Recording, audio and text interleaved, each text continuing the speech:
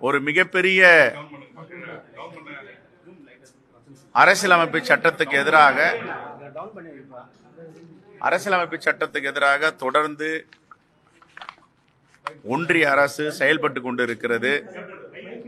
அது வாக்கு திருடாக இருக்கட்டும், பேச்சுரிமையை பறிப்பதாகட்டும், எழுத்துரிமையை பறிப்பதாகட்டும், மக்களுடைய பணத்தை பண மதிப்பீட்டு மூலமாக பிடுங்குவதாகட்டும், ஜிஎஸ்டி வரியை 40 விழுக்காடு வரை உயர்த்தி மக்களுக்கு வரி சுமையை சுமத்துவதாகட்டும், ஒன்றிய அரசு தொடர்ந்து மக்கள் விரோத ஆட்சியாக செயல்பட்டு கொண்டிருக்கிறது.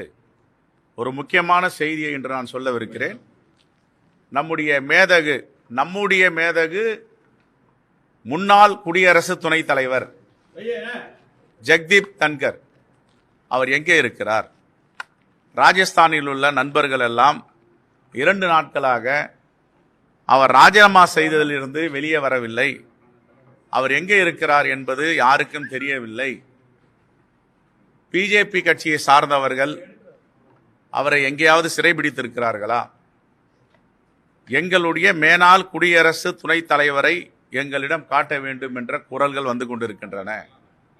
இந்த தேசத்தினுடைய மேனாள் குடியரசு தலைவர், ஒருவேளை அவரை பாஜக அரசு வெளியே கொண்டு வர மக்களிடம் அவர் செல்வதை தடுப்பார்களானால் இது இந்திய அரசியலமைப்பு சட்டத்தின் பால் இயங்குகின்ற ஆட்சியா அரசா என்பதை பாஜகவுடைய தலைவர்கள் சொல்ல வேண்டும்.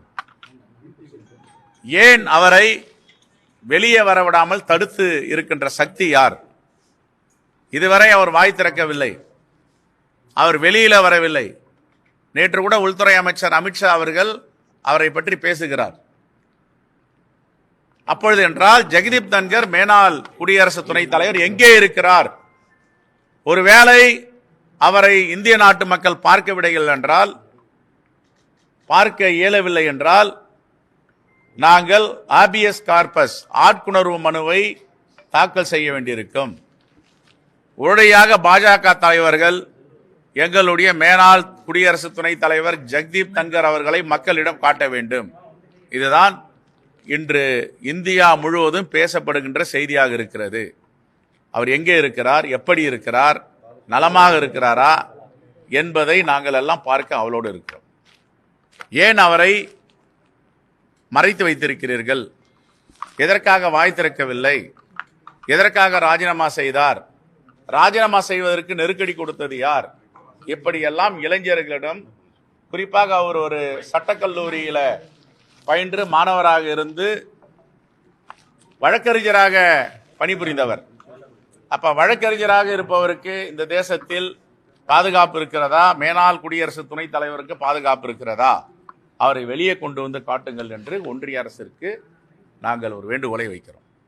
39% வாக்குகள் பெற்று, அதாவது பாஜக கூட்டணி தமிழ்நாட்டில் வெற்றி பெறும் அப்படின்னு அமித்ஷா பேசுறாரு. அது எப்படி சார் பாக்குறீங்க? அந்த 39 கூட்டணி எந்த அரித்தமேட்டிக், எந்த ஒரு கணக்குன்னு தெரியல. எங்க கணக்கு இந்தியா கூட்டணி 50 விழுக்காடுக்கு மேல வலிமையான வாக்குகளை பெற்றிருக்கு. மக்களிடம் செல்வாக்குள்ள கூட்டணி தான் இந்தியா கூட்டணி.